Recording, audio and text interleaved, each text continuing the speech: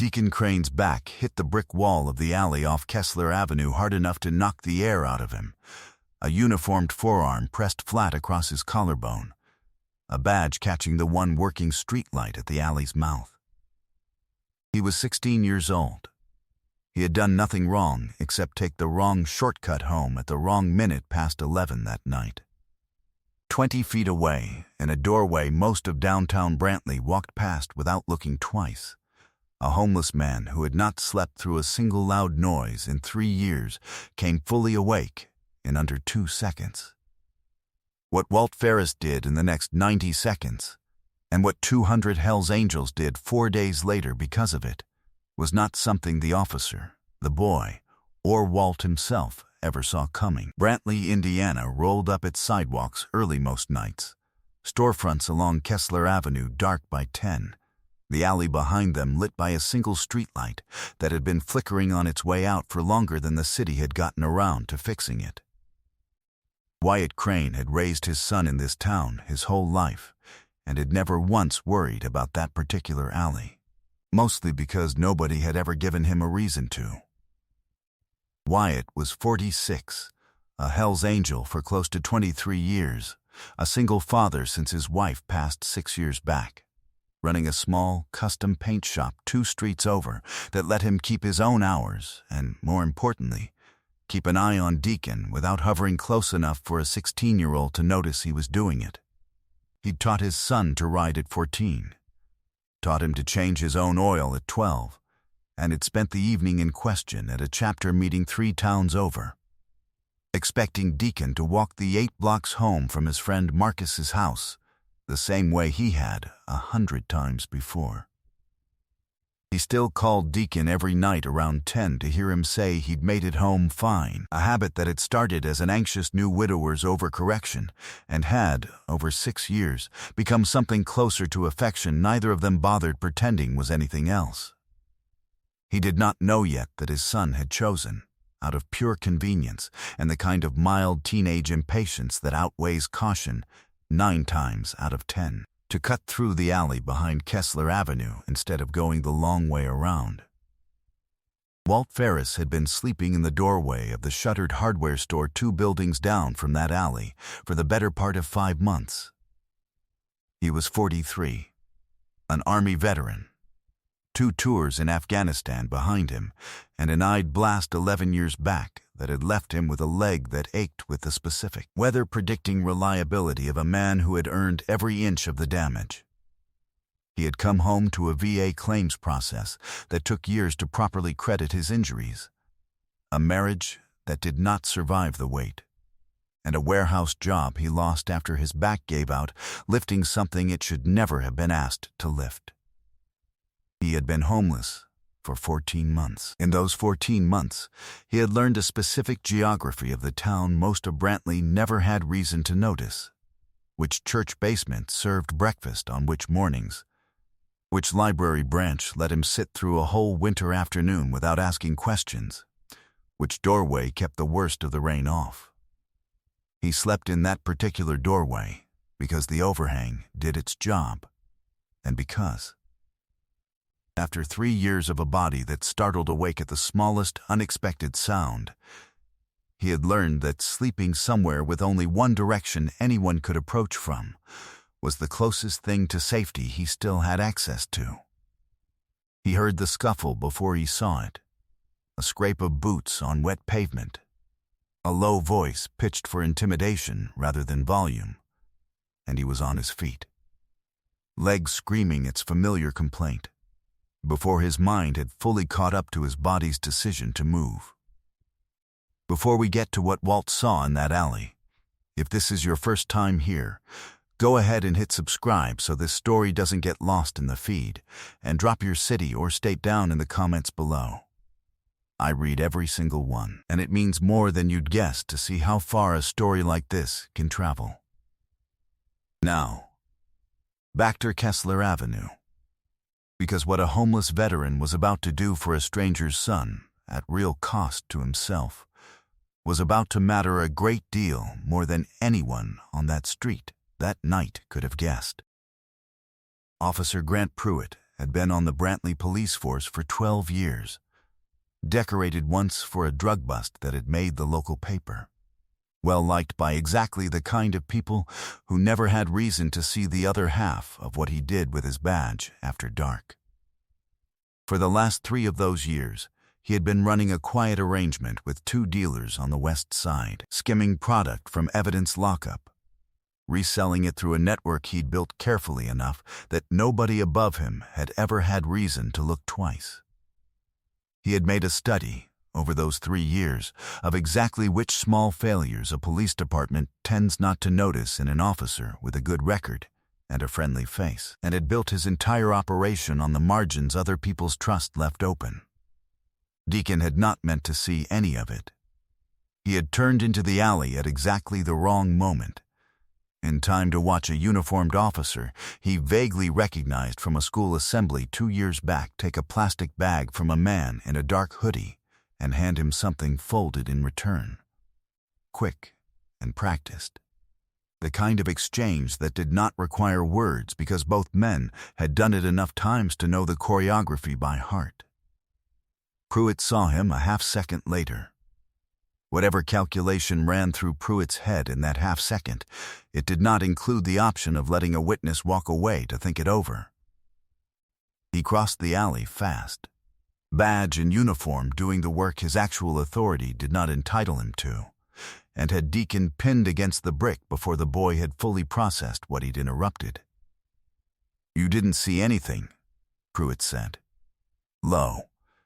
Close enough that Deacon could smell coffee and something sharper underneath it. "You understand me? Kid loitering in an alley past curfew. Nobody's going to believe a word you say over mine.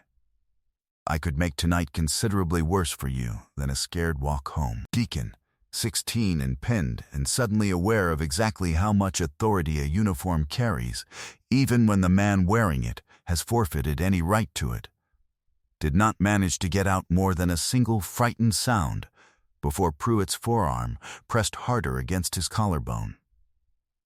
That was the sound Walt heard from his doorway. He came around the corner of the alley, moving faster than his leg wanted to allow, and found a police officer with a badge pinning a teenage boy against a brick wall hard enough to leave marks. No backup, no visible cause, no procedure Walt recognized from anything he'd ever seen done properly. He had learned, over 2 tours and 14 months on the street, to read a room fast and to trust that reading. This was not an arrest. This was a man making sure a witness stayed quiet. Walt had every reason in the world to keep walking.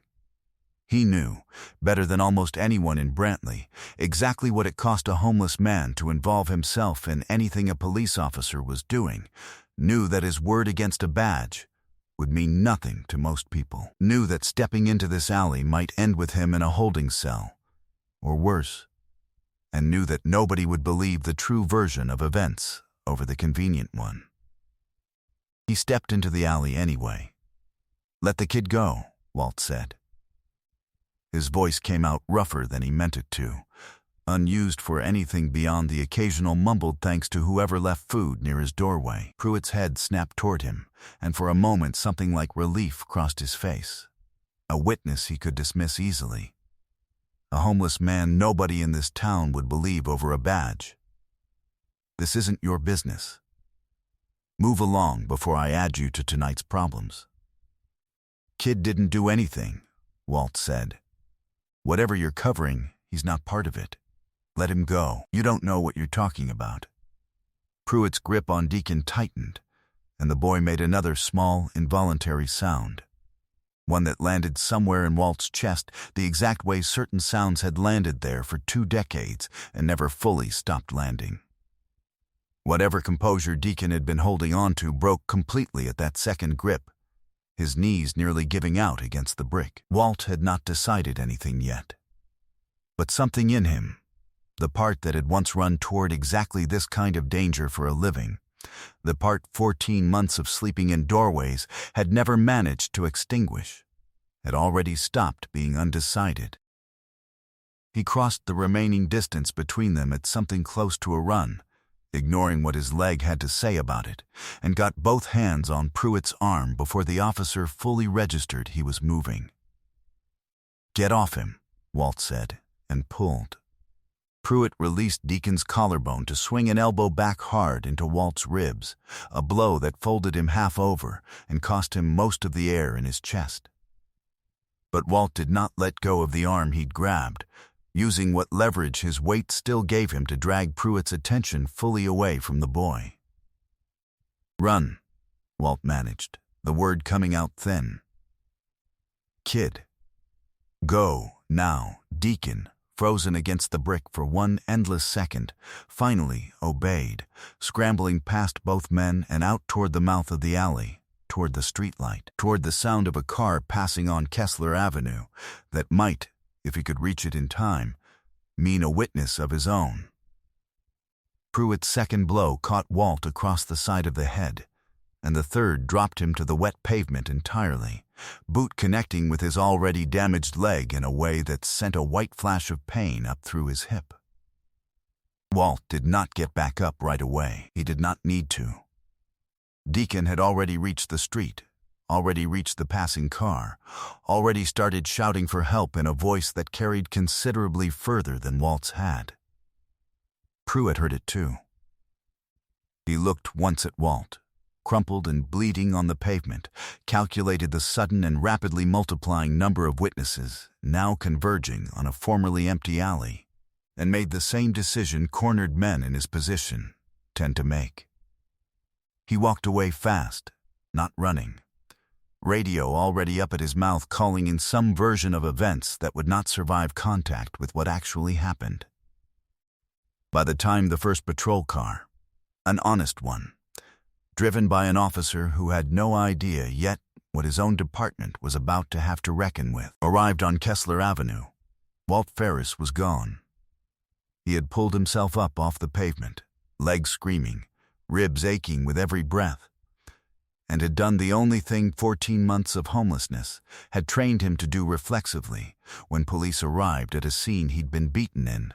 He had disappeared into the dark behind the buildings before anyone could ask him a single question, because some part of him, worn down by more failed systems than this one alone, did not believe for a second that his side of the story would survive being told to more officers from the same department. Deacon told his father everything within the hour, sitting in the Brantley police station under fluorescent light, with his collarbone already bruising and his hands still trembling. The station's air conditioning had the room running colder than the night outside. Or maybe it only felt that way to a 16-year-old still working through what had almost happened to him. He described the exchange in the alley. He described Pruitt's grip, Pruitt's threat, and the man who had come out of nowhere to pull an officer off him, and had then vanished before anyone arrived to thank him. "Did you get a name?" Wyatt asked, his own hands not entirely steady either, 3 hours removed from a chapter meeting and still catching up to how close he'd come to a version of that night with no homeless stranger in it at all. "No," Deacon said. But he had a jacket with a unit patch on it. Army and dog tags. I saw them when he grabbed the guy's arm. That was enough, in a town the size of Brantley, to start narrowing things down. Wyatt spent the next 3 days doing what a father does when he has decided a debt exists and intends to pay it. He walked the length of Kessler Avenue asking shop owners if they knew a homeless veteran who slept nearby. He checked the 2 shelters within city limits. He found, on the second day, a volunteer at the VA outreach office who recognized the description immediately. A man named Walt Ferris, 2 tours, a stalled disability claim she had been trying to push through the system for over a year with limited success, who had stopped coming by the office 3 days earlier and had not been seen at his usual doorway since. It took a chapter member's cousin, working the overnight shift at a different shelter across town, to finally place him. Checked in 2 nights ago, favoring one leg badly, saying almost nothing about how he'd gotten the bruises across his ribs. filling out an intake form with hands that would not entirely stop shaking whenever a staff member's radio crackled nearby. Word inside a brotherhood does not travel the way word travels anywhere else. By the time Wyatt found Walt's shelter, 3 chapters over had already heard the whole story. A corrupt cop, a witness silenced with a badge instead of a gun, and a homeless veteran who'd stepped between them without a single reason to expect anything but trouble for doing it. Nobody had to ask twice for help. A local news station had, independently, gotten hold of a nearby business's security footage, showing enough of the alley to confirm Deacon's account down to the last detail. And once that footage existed, the question stopped being whether anyone would believe a homeless man's word against an officer's, and became how fast the department could be made to act on what the footage already proved. Engines. That was the sound that filled downtown Brantley 3 mornings later, rolling toward the police department's front steps in a line that did not appear to have an end. The rumble started distant and built steadily, low and then lower, until the whole block seemed to vibrate with it, storefront windows along Kessler Avenue rattling in their frames. They came down Main Street in an unbroken column, chrome catching the morning sun, and they did not stop coming. 50, 100, more, 200 of them, exactly, filling every available block around the department's front steps. Engines killing in overlapping waves until the whole downtown went silent all at once. 200 riders standing in a quiet that Brantley's police department had never once had to stand inside of before. Reporters setting up cameras across the street went quiet too, mid-sentence, cutting live broadcasts to footage of leather and chrome filling a downtown that had, until that morning, never hosted anything larger than a 4th of July parade. Wyatt found Walt inside the shelter's small common room that same morning, sitting alone at a folding table, still favoring the leg, still saying little. Wyatt crossed the room and sat down across from him before saying anything at all. "You're the one who pulled him off my son," Wyatt said.